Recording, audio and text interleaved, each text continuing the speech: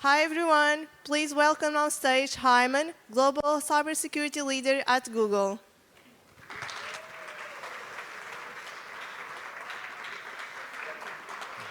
All right. Hello, hello, hello, Portugal. It's first off, it's so great to see everyone here. It's my first time in this country. What a beautiful country. It's been only 2 days that I've been here, and I already feel like I'm starting to see a lot of the culture and a lot of the beauty of the city. And just seeing all of you here in the room today is remarkable because it's such a culturally diverse, rich country. But with that being said, I do have one thing that I have to share that it wouldn't be fair of me to not share it if I came here and I didn't say this. And I always tell myself that every time I do a talk, I have to say one controversial thing. So, yesterday I went to Belém and I tried the pastel de nata and I didn't like it.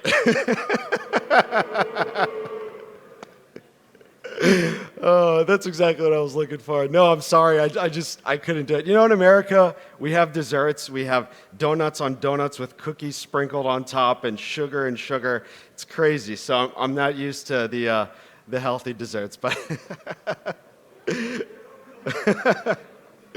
okay. So the topic of this talk is if you're not thinking about the future, you're living in the past. And we're going to get into a lot of really abstract thinking. I just really want everyone to go into this topic with an open mind. I mean, a lot of you are going to be entering or have already entered the workforce, and you have a whole career ahead of you. You have 30, 40, 50 years of spending your time solving the world's problems, if not longer, a whole lifetime of this. And so part of this topic, we're going to discuss a lot of the sort of mindset that I started to sort of realize over the course of years that really helped me approach my work and my life in a fashion that lets me prioritize doing the things the way that I want to do them. But maybe a couple of quick things about me. So at Google, I run the Autonomic Security Operations Solution. I know that's a very complicated title. But what that basically means is that I work with customers, public and private sector customers all around the world to help build cybersecurity solutions that allow them to modernize their ability to protect themselves against attackers. We'll talk a little bit about cybersecurity later, but just know that the title always gets mixed up by virtually everyone in the world. Some people call it automatic, some people call it autonomous, but the real word is autonomic, and it's as confusing as I can't even say it myself. I also authored the Google Cloud Professional Cloud Architect book, so I have a community of readers who read my content and pursue the certification, and they keep in touch with me through Twitter and LinkedIn, and it's always nice to help mentor some of the folks. But maybe one of the things that I'm a little bit more passionate about is last year when the crisis in Afghanistan, my family's Afghan. I was born in America, but my parents are from Afghanistan. When this whole crisis unfolded, I had a moment where we had a lot of refugees that were coming into America. And I remember my childhood. Growing up, I was born probably a year after, not even a year after my parents had got to America. And growing up as a kid, in this system, in this environment, you don't really realize what normal life is like. You think everything is normal to you because this is all you know. But as I got older and I started to recognize that a lot of the experiences that I shared as a child were really bad, were really tough.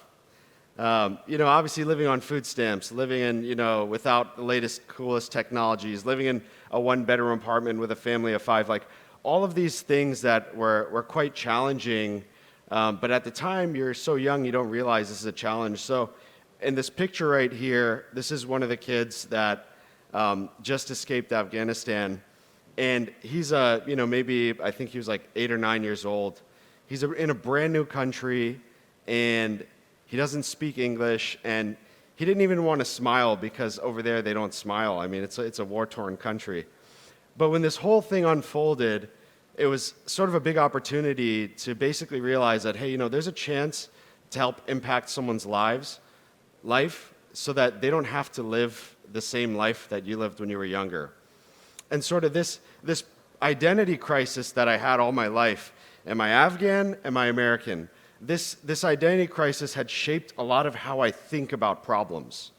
Because part of me is very liberal, and I've got a multicultural group of friends. I've got friends from any and all different backgrounds. But then, the Afghan side of me sees the world in a very different perspective. And I think this is really important because we live in a world where everything has become a bit polarized. There's a left and there's a right side to doing things. But I've always approached problems thinking about my American perspective and my Afghan perspective. And this has helped me approach problems in a way that allows me to really consider both sides of things as I figure out the right solution. And I say all that to basically say that, Silicon Valley is the tech hub of the world, but a lot of folks that don't live in America, they feel like it's really challenging to partake in the global technology landscape against something like Silicon Valley. Like, I've heard from many of my friends who live overseas that if they get a chance to move to Silicon Valley, it'd be the best thing ever. But I really see that the disadvantage of having to compete against a system that has existed for decades and decades and decades, to me, became some of my advantages when I was younger. Having that ability to think about problems in two perspectives really helped me approach and drive action towards my career. And so, I know everyone here is figuring out where they want to go, what they want to do in their lives, but just consider that there's the ability to leverage your perspective, competing against big tech companies, joining big tech companies, but bringing all of your diverse backgrounds into the world that is so, so, so critical and so important so that, we get to build a world that's inclusive of all of us. Okay, so we're going to get into some content, and hopefully this should be a little fun, okay? So the first question I have for the audience here is, and anyone can just shout, okay, is what is the significance of the year 2023? And anyone feel free to shout out, feel free to raise your hand. I'll just take maybe one response here, if anyone has a response. What's the significance of the year 2023? No comment. All right, that's perfect. Oh, no pandemic. Oh, no COVID. Okay, yeah. Yeah, no COVID's a good one. Yeah, definitely. So this is really interesting, okay? The year 2023 is a really interesting thing that I thought about a couple years ago, maybe 2019. I thought about this problem. And I think about this problem because this picture alone really helps me understand how to rationalize the challenges that we have in the world today, and also the really exciting opportunities that we have ahead of us. So the interesting thing is, Earth has been around for 4 or 5 billion years. Early human species have been around for 2.9 million years, but we write 2023 every time we do the date, and we're always tricking our minds into thinking that the world is only 2,000 years old. Even though we know that the world has been around for a lot longer, that our species have been around for a lot longer, we're always mentally thinking about the world as this small 2023-year-old universe. But the reality is, we've existed for so long, and so many evolutions in technology have sort of snowballed into what really became some of the largest technological evolutions that led to this massive, massive, massive growth in our human population. I mean, just 300 years ago, we went from a 700 million population species to over 8 billion now. In 300 years, over 8 billion people exist on this planet. So why is that super important to consider? It's important because we're also seeing the rise of so many different perspectives and interesting challenges that we have to consider, and so many people fail to realize that we have seen so much growth and change that it's natural that we have to now consider how we're building this planet, how we're building our future, to consider what maybe the next 20, the next 50, the next 500, 5,000 years are going to look like. Because maybe one day there's going to be a world where we have to write it's the year 5000, or the year 2500, or even the year 2053, which is going to be in our lifetime. So how do we envision the world is going to look like if we take into context everything that has happened in the past and we say, okay, great, within the next 5, 10, 20, 500 years, where are we headed as a society, as civilization? And you know, what's even more interesting is that if you think about the internet, to me, all right, I'm a little biased. I'm a millennial, so I will say that the most transformative time in society was probably our lifetimes, right here and now. Like this moment, the year 2000 onward, when everyone started to use the internet, this was the first time in all these years, the first time in all of these years that humans are no longer just a physical species. I mean, like, how many of you have LinkedIn? Maybe by like a show of hands. And if you don't, you need to get it, right? How many of you have TikTok? I know there's more hands for TikTok that y'all are a little shy to share. Okay, so today, if you don't have LinkedIn, it's really hard to compete in the job market. If you don't have Instagram, it's hard to make friends, right? If you don't have TikTok, you're not keeping up with the latest cultural trends. Like, our world has become this digital species where we live and we have these digital identities, and this is the first time in all of history that we have crossed this boundary of just being a physical human species to now being a digital human species. And what you'll see is a lot of the scientific evolutions that we're going to see in our lifetime that are underway, that I'll talk about in a bit, are going to contribute to so much more change that our whole idea of what we thought we used to be is no longer going to remain. So I mentioned this earlier, but just imagine one day you wake up and you have to write on your date that it's the year 2500 or the year 2053. How does that influence your perspective? How you want to treat, your grandchildren, your kids, your lives, spend your time, what you want to build, which problems you would hope have been solved by then, which new problems we're going to encounter in 50 years and 500 years. There's going to be a never-ending set of challenges that we have to solve. And again, this generation is arguably in the most pivotal moment of society to have to solve those problems alongside this massive bell curve of growth.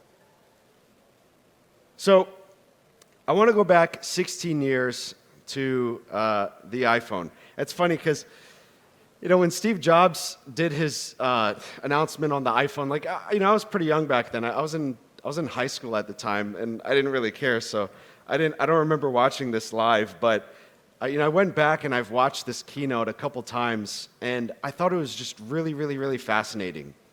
Because 16 years ago, he opened the whole thing up with, we've created 3 new things: an iPod, a phone, and an internet communications device. He said, we created these 3 new things. And then he wrapped all this around this idea that all these 3 new things are just one device. And then he led that with, this one device has a revolutionary UI. And if you think about it, what he actually did here was not new. A lot of smartphones had internet and phone and iPod.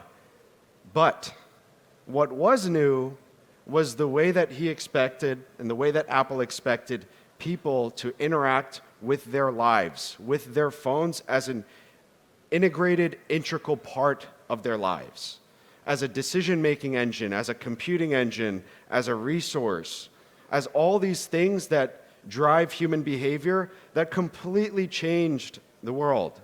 I mean, I don't know if any of y'all remember this, but back in the day, there was this thing called MapQuest, and you had to go and print out all the maps, and you had to go and read it, and you'd be sitting in the car, or you had a physical map, and you'd be sitting in the car with your dad, and your mom would be sitting in the back seat, and you'd be telling your dad, yeah, take a right here. I don't know where I'm going. I don't know what the hell I'm doing. These innovations have really changed the way that we live. I mean, if I ask you, who knows more about you, your partners or your iPhones? You're probably going to say your iPhones, right? So I wanted to say first is thank you, iPhone, for really making life easier. But now we have the chance to make life easier for so many other problems. And I don't want you all to have to look back in 16 more years and say, I missed that moment. I was talking about AI back in 2020 and no one was listening to me and now it's already blown up and it's too late for me. I don't want you all to have to miss the moments that exist right here and now. So the real question you got to ask yourself is, what do the next 20 years look like?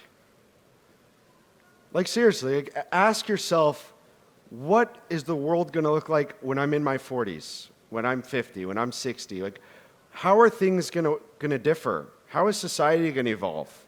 What expectations are we going to have as a society?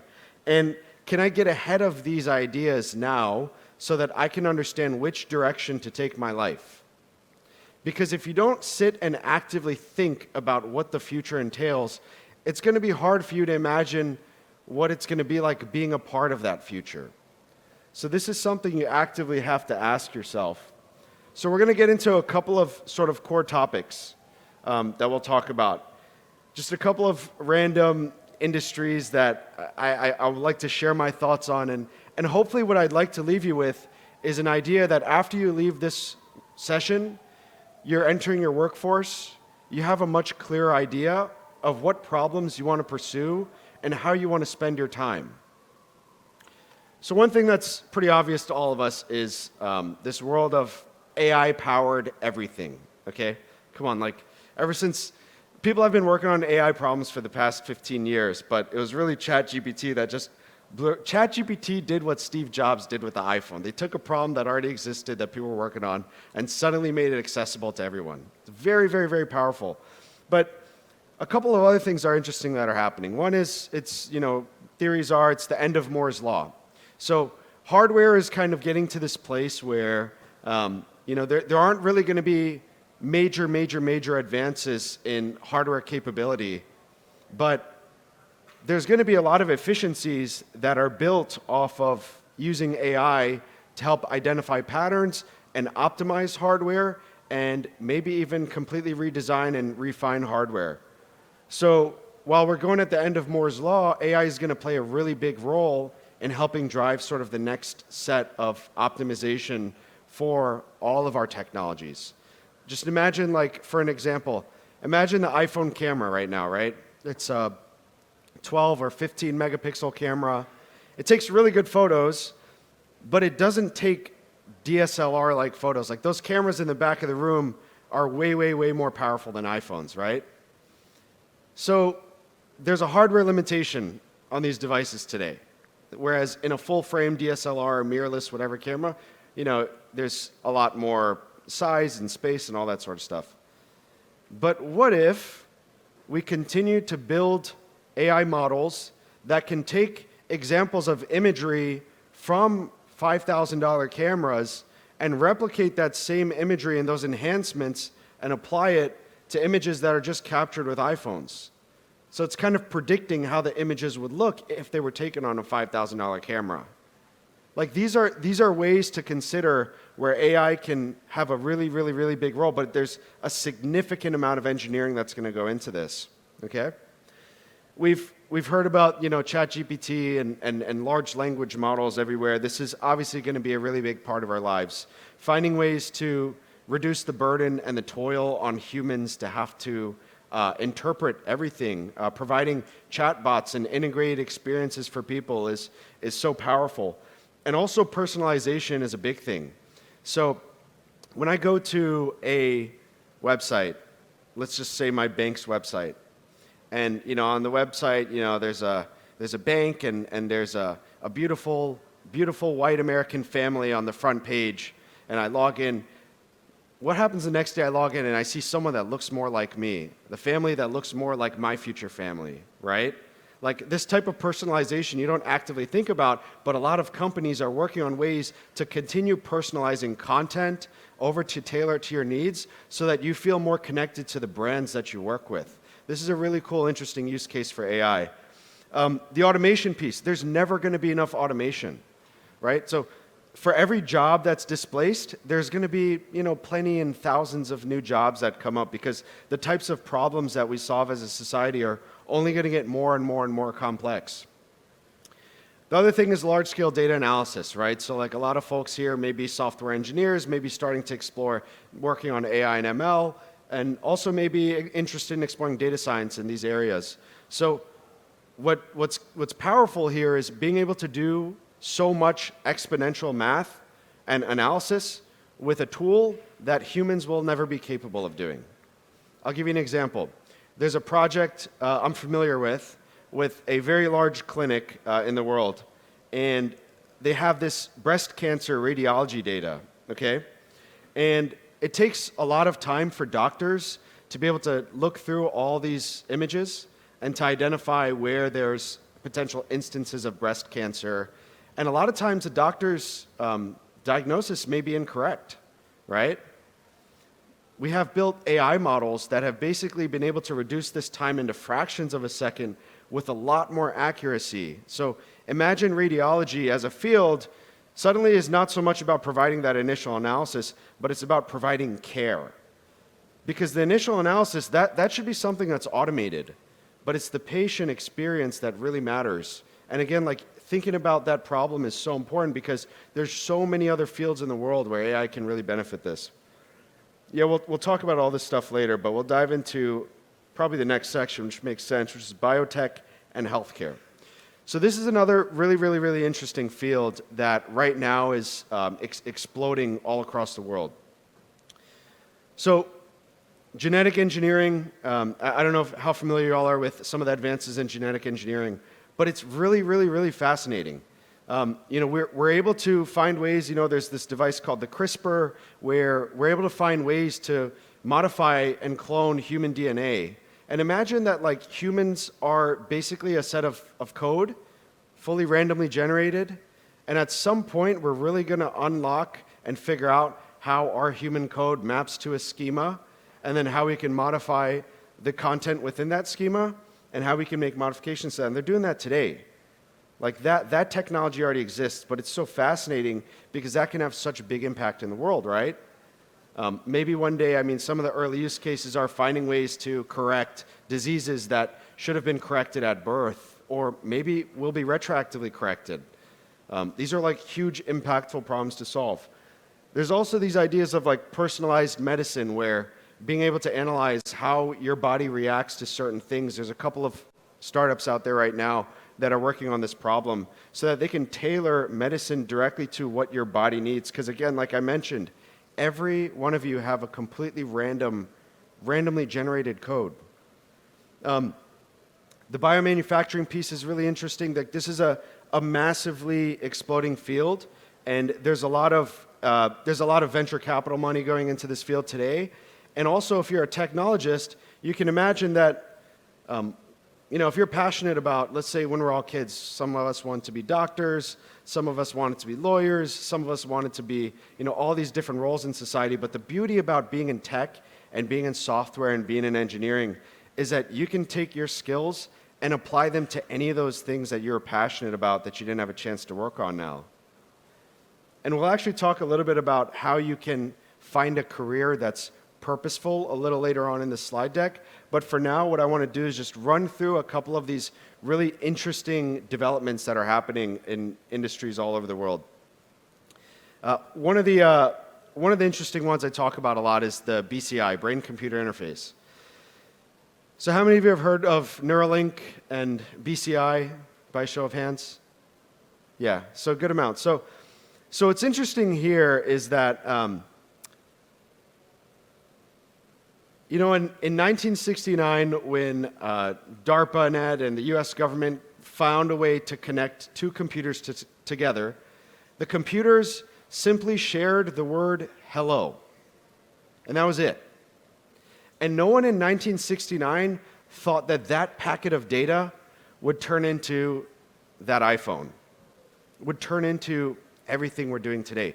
Nobody thought that it would be possible to take that packet of data and turn it into this whole entire world that we live in. So this field is really interesting because the BCI field, we're starting to find ways to interpret and capture some of the data that exist within our bodies. Now, one day, let's ask ourselves the question, what happens if we had the instrumentation to basically analyze all of the data that's relevant to our brains? And what if we could map that data to a schema? And then, what if we had read-write privileges over this schema? Imagine the experiences that we can solve, the problems that we can solve if we can start to really map and identify all of these bits of data just by this one chunk of data that they're already figuring out exists. There's a landmine full of opportunities of problems that we can solve, which is a very interesting developing market right now. But then, you got to ask yourself, right? Would you trust this? And we'll dive into trust a little bit later when we talk about cybersecurity. Another interesting space that I want you all to think about is the end of the language barrier. So today, everyone here speaks Portuguese, English, and I know my European friends, they speak 20 different languages. They speak a little bit of Spanish, they speak a little bit of German. Americans, we only speak English. That's usually it for the most of us. But imagine that one day, if you think about our world today, we've broken down so many barriers of the world. We've got, flights flying to any and every country in the world. We've got Airbnb hosts everywhere that are hosting people from all cultures and backgrounds. There's every single type of restaurant and ethnic background, even here in Portugal, in the world. Now, one of the big things is the language barrier. So right now, there's a lot of interesting development in this real-time translation, which can be super fascinating, right? Imagine you're able to go to a country and you don't speak Chinese, but you're able to go there and you're able to communicate in real time. Why? Because large language models were, operationalized in a way that allows you to break down those barriers. And maybe the device is your AirPods. Maybe the device changes with the rise of AR and MR. And speaking of AR and MR, I know Tupac had just presented earlier about XR and a lot of the work that he's doing in the space, which, by the way, was such an awesome presentation. Shout out Tupac. I've always wanted to say that on stage. But what's interesting about the AR space is we have to think about the world we live in today. No one thought that we'd all be sitting here on a laptop, hunched over all day with our necks, broken, typing on a screen, for the rest of our lives. But we're part of a time where that might change. That might really change in the next 10 years. And yeah, I'm not going to go walk around with this big giant set of goggles on my face, but one day, the hardware advances in the AR and VR and MR and XR space are going to become so interesting where it's going to be socially acceptable to wear a set of glasses or a contact lens or something. But imagine what this does when we eliminate the constraints of a 16:9 world. Today, if you want to do data analysis, you probably build tables in a tool like Looker and Tableau and all these, and you have your backend databases that you operate with. But imagine being able to operate with data here in the real world in a three-dimensional setting. The types of problems, you think about the constraints of having to operate with two screens, or with a screen. Operating in a fully native three-dimensional world gives a lot of developers freedom to create experiences that they could have never imagined creating before. And you could be a part of that change. You could be a part of creating that new UI that Steve Jobs came and said, hey, revolutionary new UI, right? Here's the next revolutionary new UI. And this, I mean, it changes everything, right? Like, forget lugging around our heavy laptops all day. I'd love to just wear a set of glasses and interact. I mean, even if you use the Oculus today, you can use your hand gestures, right? And there's a hand gesture beta feature where it can capture your hands. So we're pretty close. We just need to shrink the size of the devices. But what's interesting here is a lot of the early use cases that you're going to start to see already being explored, like simulation, doctor simulations, training, like education and all that sort of stuff. Gaming is obviously a big use case for VR. But I really think the meat of this comes when one day I could get rid of the need for a laptop. Because I don't like carrying laptops around, and I want to see the world and interact with data in a way that's unimaginable. On the education side, so, you know, a lot of folks went to school. Some of us were terrible students. Some of us were good students. Some of us were lazy. Some of us were not. Some of us have special needs and disabilities that, you know, require us to learn in different ways. And what can be really interesting is this rise of hyper-personalized education. Because everyone has a different learning style. And just like everyone takes vitamin C and it interacts differently in their bodies because their genetics are all different, everyone has a different style of learning too. And being able to create tailored education to your end users is so powerful, because that now we're really helping shrink the gap between, you know, the knowledge gap. And being a part of this future is an engineering problem, right? So like everything I've highlighted so far is an engineering problem. There's also a lot of things around learning accessibility, which I mentioned, right? A lot of folks have special needs, and so the way we have to teach is also, we have to tailor to our users. And also, some countries, like that child, you know, that just came from Afghanistan, you know, back in Afghanistan, he probably doesn't have access to, you know, all of the great tools that we have, and laptops and learning and teachers and everything.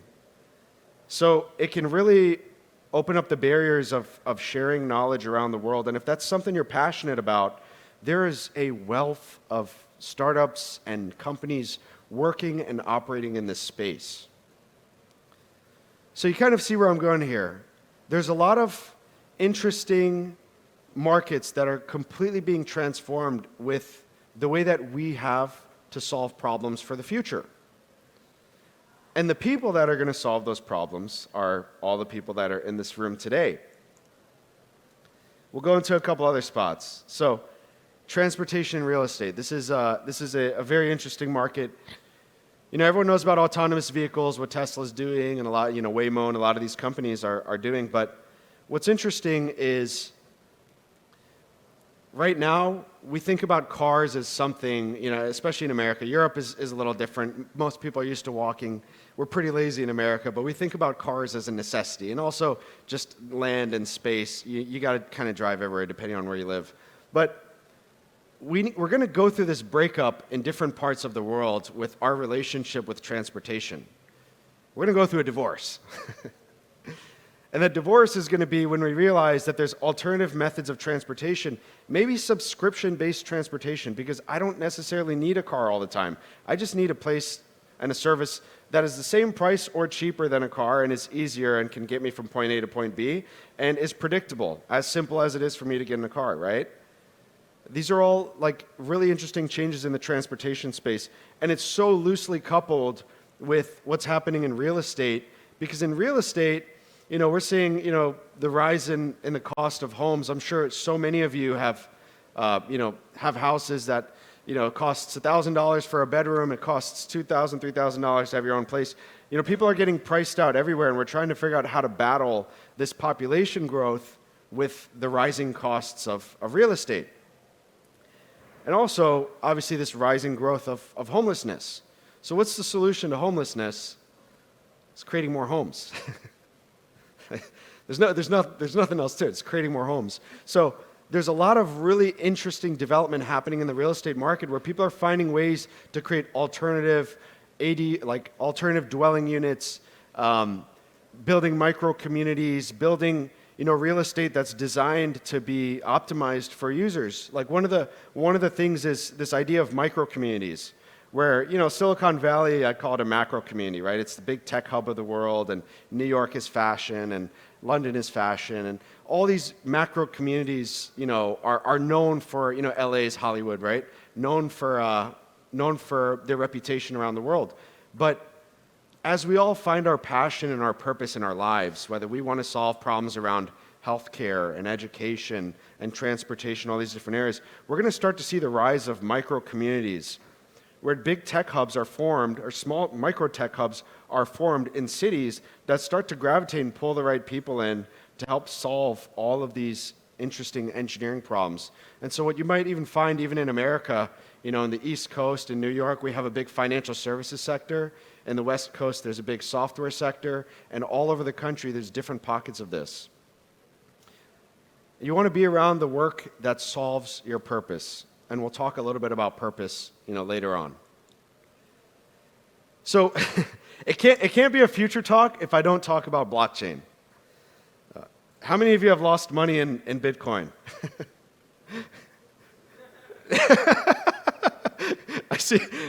I see one very proud human back there.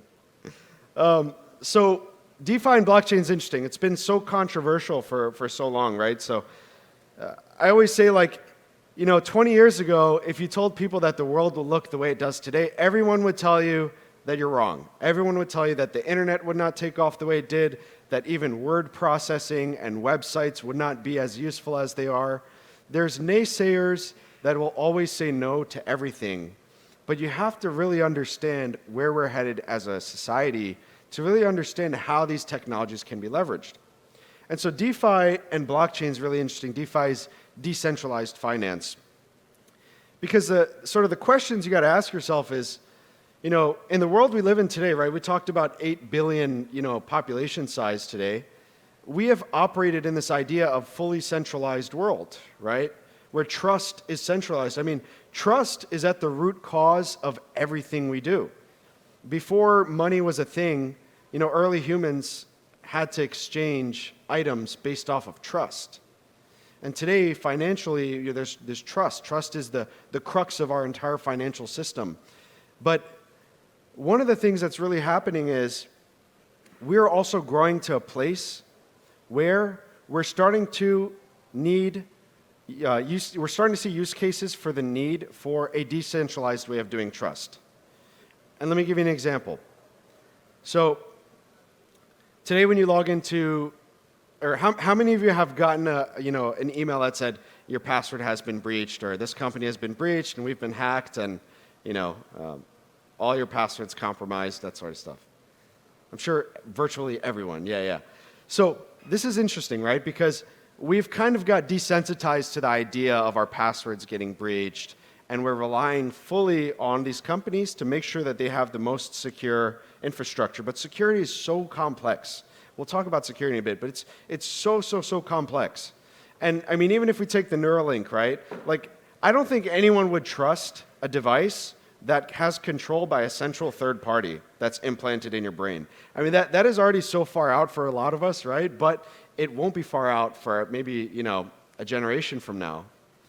But the interesting thing about decentralized trust is having full control and ownership over the decisions that you're able to make.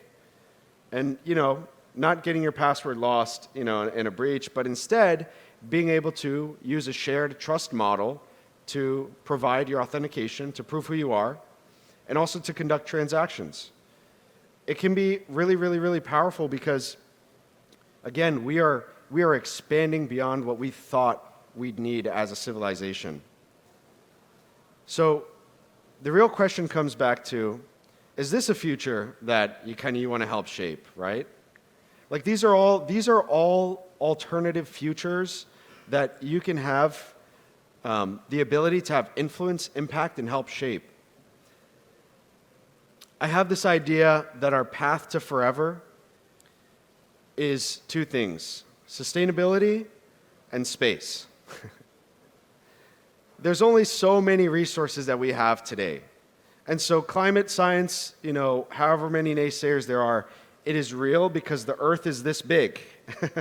And we are growing way past, the amount of people that can safely, live on this planet. But what is the way to solve this challenge? The way to solve this challenge is by over-investing in sustainability, by being able to provide environments that allow people to have renewable energy, renewable food supplies, renewable resources, but also the day that we are able to take this sustainable way of living and bring that onto another planet, suddenly the world changes. Suddenly we're now a species that can live forever. And today, until we achieve that, we can't live forever. At some point, everything is going to get dried up. So this is a future that there's a lot of companies building today.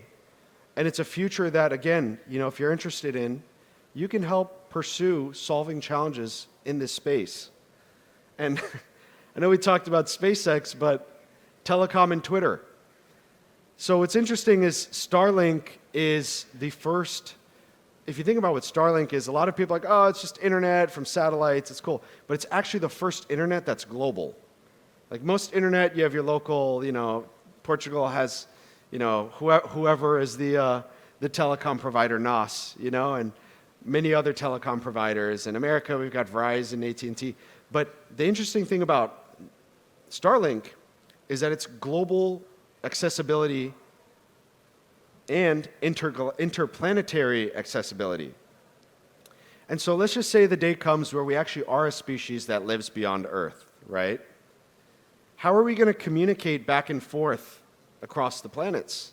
It's not going to be Verizon. Maybe I'm sure they're going to get into the space, but you remember those commercials? Can you hear me now? No, I can't hear you. It's going to be with things like Starlink, and Twitter is actually interesting. The use case for Twitter is interesting. I don't think a lot of people think about it in this use case, but at some point we're also going to need to communicate and prove who we are when we have a species that is living on the moon, that is living on Mars, and that is living in space and on Earth. And what can be so powerful is the duo of being able to communicate across the world globally in real time and prove an authentic communication is so powerful, because just like we talked about it, humans, evolution was all designed based off of trust. And when we have trust and we expand those trust barriers, it opens up a whole new world of accessibility. Okay, so cybersecurity is a space that I've probably spent most of my life in, and I know some people probably were more interested to hear about cybersecurity than they were to hear about the future. But I'll be a little brief on this slide because I have some talks on YouTube you can dive into that talks more about what I do at Google and what autonomic security is. But I mentioned a couple things. The world today is built off of trust. The innovations that we're building, we are more and more dependent on technology now more than ever. Ever. Like if your bank account gets compromised because your password, you didn't have 2FA, or you have SMS-based 2FA, and someone gets into your phone spoofs and gets your SMS key, you're screwed. But now imagine when we do have autonomous vehicles that can be controlled by bad people, and drones that exist today that can be compromised, and basically any of the emerging industries that rely on technology, they require trust. And there's a never-ending job shortage of cybersecurity professionals. So if it's a space that you've ever explored in, I'll say one thing. Cybersecurity is not a profession for just people that want to get into security. It's a profession that is a requirement for everyone, and especially every engineer. The reason why it's important for every single engineer to be a cybersecurity expert is because every single human is a security expert, right? How many of you lock your car doors and put on your seat belts and close your doors and lock your doors before you leave and check up on your partners when they're feeling unsafe, right? We practice security every single day in our lives, but we also had 2.9 million years to practice security, right? Now we've come to this world where our world is now digital. And we're now trying to figure out how do we practice security in this digital world. And people think it's the responsibility of just the security professionals, But in reality, it's everyone's responsibility. Because in order to drive innovations to all of those different industries we talked about, it's up to you to really define how you want to make sure that you're protecting that future. You know, the computing side, I think a lot of you already know this, very brief.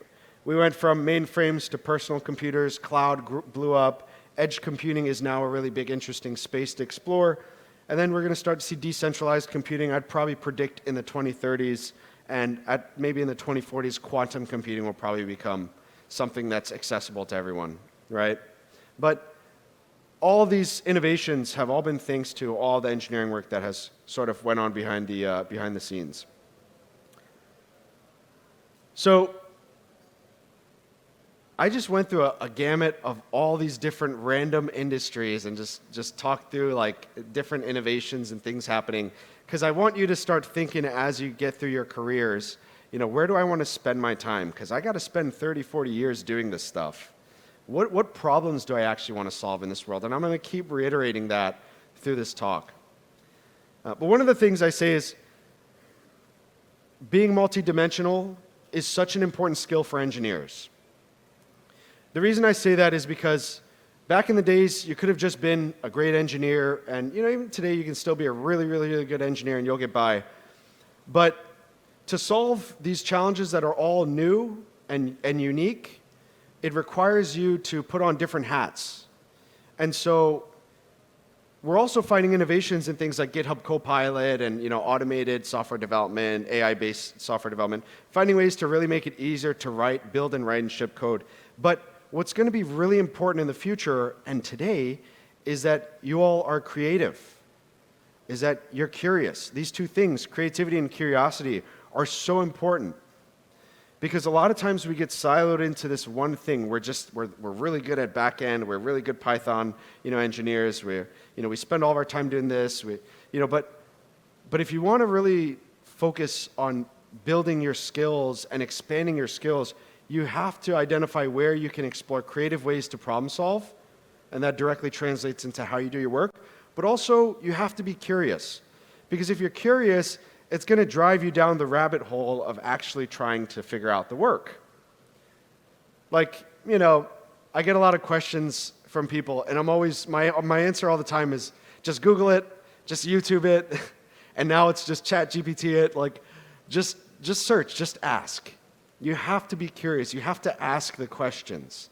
And if you know how to ask really, really, really good questions, you're going to become the best damn engineers in the world. Because that's what engineering is. It's asking questions and figuring out how you can try out solutions. So make sure you take chances. Experiment with new skills. Experiment with, you know, how you want to work. Be social. Don't be afraid to pursue different ways, different hats to wear. And I'm sorry I don't have Ronaldo on here, but yeah, 2 for 2 right now. But one of the things that I thought about this morning, so it's so funny, I was building all of my slide deck this morning and on the flight here. So I'm coming up with a lot of this as we go, but this is an interesting topic I wanted to bring up.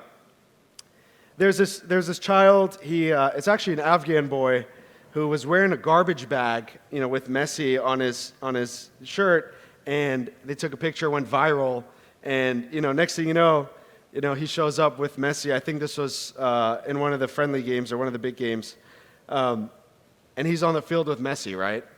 Very, very powerful, because this whole thing went viral, and this poor kid that didn't have anything dreamed about being a professional soccer player, and finally had a chance to at least get there.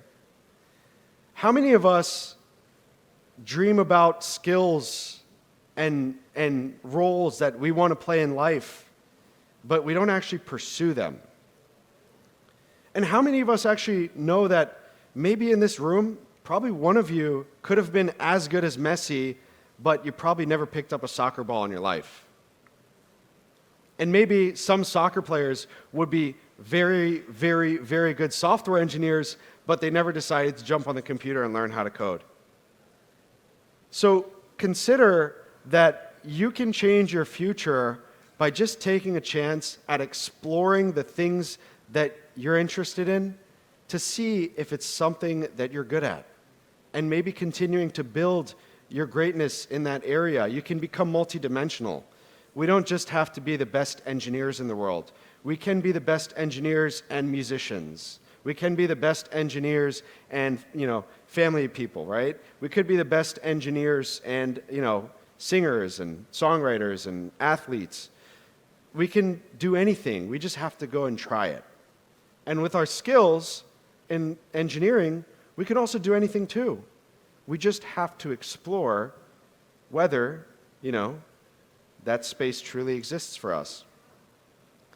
And I know one of the most important things, I guess personally for me, is that as a male, we have to do a much better job of highlighting all of the incredible work that our female counterparts have contributed to in the world.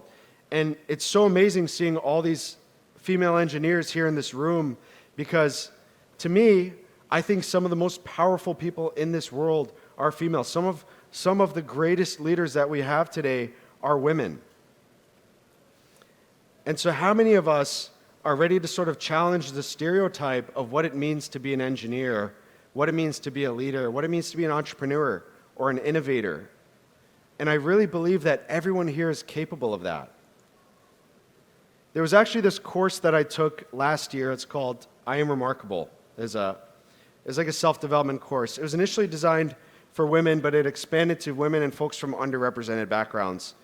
And the course was interesting because the idea was a lot of foreigners and women, we're kind of modest around, we're modest around how we present our experiences. We don't promote ourselves. We don't talk about ourselves often at the workplace. We don't go for larger opportunities because we think that there's other people that are better equipped to pursue them.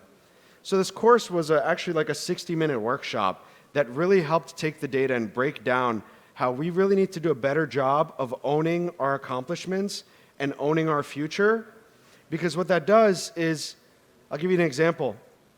The world may see that Afghan boy who's a refugee just as an Afghan refugee, right? That's all we see him as. He's this Afghan refugee that's interested in soccer.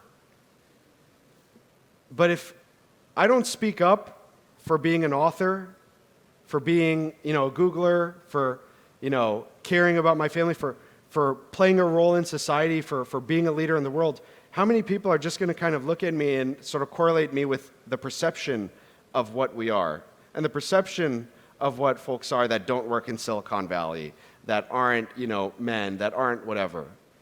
So as you go through your careers, it's really important that you really take on the ownership of your success. Own who you are, own your identity, because no one else is going to speak for you. You're the only person that's going to speak for yourself. And it's so important that you speak for yourself and you speak up for everyone around you. It's going to help you become a more well-rounded leader. It's going to help you attract the right folks to you and help you grow in that space.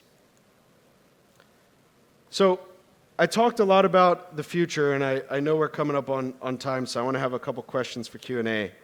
But I've never seen Star Trek in my life, okay?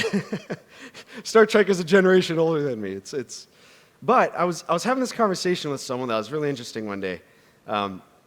He mentioned how, like in Star Trek, there's people that are from any and all different backgrounds, and even genetically engineered people. And I started to realize, I was like, Star Trek was way ahead of its time, because we as a society, considering all of the innovations that are happening today, we as a society are getting to this place where the makeup of who you are is rapidly evolving. And maybe one day the idea of genetically engineered humans is not just going to be fiction, because it's not fiction. If you read about some of the advances in medicine around the CRISPR and all that stuff, some of these tests have already came out and worked on human DNA. So you really want to consider the world that we're headed towards. What is the world you want to see? And you got to ask yourself throughout this process, I'm a great engineer, but am I truly focused on finding and serving my life's purpose? And you always have to ask yourself that. And you're never going to know what your life's purpose is if you don't actually consider the possibility of what the future can look like. We all know we have friends that are like, dads that still talk about their days in high school, how they were the popular, coolest kid in high school, and they never get past that. But we want to evolve past that. We want to consider the future that we want to drive towards and make that future a reality. And that kind of takes me to this slide that I made in a coffee shop 5 minutes away 2 hours ago. And I said, in pursuit of purpose, there's a couple of things. First is, as you graduate school, and as you start to get your first job, your immediate priority is, I need to make money, I need to get a job, I need to build skills. I don't care about my purpose. I just need to work somewhere and build the skills. So as you're there, you're figuring out what WTF, what am I actually doing here? I feel like an imposter. I'm so confused. I don't know if this engineering thing is for me. I'm just going to become a product manager, I don't know if this product management thing is for me. I'm going to become a project manager. Oh man, I'm really confused. But then you start to figure out, okay, you know what? I'm starting to become really good at this role. So this is not really this linear. It's more like a roller coaster, okay? You start to become good at your role. And then as you become good at your job, you start to become a really good team player because you start to then help other people out. You say, hey, where can I take my skills and help everyone around me and make sure I'm helping everyone grow and whatnot? So you become a really good team player and you're like, man, I'm really good at this. I'm a great back-end engineer. I get to work on interesting problems all day. But is this really what I want to do in life? You're like, I could go and I could become a manager, a director, and I can pursue this path, or I can be an IC, an individual contributor, and I could do this my whole life. But then you ask yourself, I have to wake up every day and spend 8 hours a day working on this same problem. And I know that y'all get infinite vacation in Europe, but in America we don't. So you actually are spending full time of your life really working on the things that you spend your life on. You spend more time at work than you do with your wives. So then you go through this little effort. You say, what do I want to spend my time doing? Because I'm pretty confident at this part of my career. Now I want to go and find my purpose. So how do you find your purpose? So one of the things is doing this exercise of thinking about your childhood, considering the things you were interested in, thinking about yourself as an adult, and all the areas of your life that you wish you could spend more time on, and then thinking about what the future of those areas look like, and seeing how you can apply engineering to those. What you might find is that there's a startup out there working on that exact problem that you're interested in working on. You might find that there's a division within a company like DeepMind inside of Google that's doing all this incredible AI work that you might be super, super, super passionate about. But you kind of have to go through this place of going down and then kind of rising back, because now you're working on purposeful work. And the faster you can shift that left, the faster your life is going to feel, your work is going to feel so much better. And if you're an entrepreneur, this whole thing is wrong. If you're an entrepreneur, the whole thing is a roller coaster from the beginning until you finally eventually one day figure things out. But it's an immediate way to get working on your purpose and just start from that point and moving forward. So entrepreneurship is something that you should all consider as you're going through your career. Whether that's now, whether that's building the skills and pursuing that, in 5 years, 10 years, that path, that road is always, always, always open for you. So, what's the most popular sport in Portugal? Is it tennis or football? Football. Paddle? No? So one of the things you have to consider is, how many of you have been to a football game? Everyone, right? And obviously people's teams here is probably, what are your favorite teams actually? Let's go. So when you're watching the games, you're on the sidelines, and what are you doing? You're cheering on, the people in the game, right? How much suspense is it when the game is like, coming to the end of the half and the score's tied, or the end of the game, score's tied, or goes to PKs. There's so much suspense throughout the game. But what are you doing? What are you actually doing? You're cheering, right? You're wishing, you're hoping. You're hoping for the best for your team. Now put yourself in the shoes of Cristiano Ronaldo, who has to go out onto that field and watch a bunch of people hope for him, but he's the one that actually has to be the best and actually has to control his destiny and his fate. Now you're in the game. So how many of us are looking at our lives and we're standing in the sidelines and we're hoping for the better job, hoping for the better career, hoping for the better purpose, hoping for the better skills? Hoping is great. It's a simulation. It's not reality. I want us to all consider, how do we get in the game of our lives? You are all the Cristiano Ronaldos of the world. He may be a really good soccer player, but you could be the best damn engineer. Only if you get in the game. So it's really important for you to consider as you get into the workforce that the world is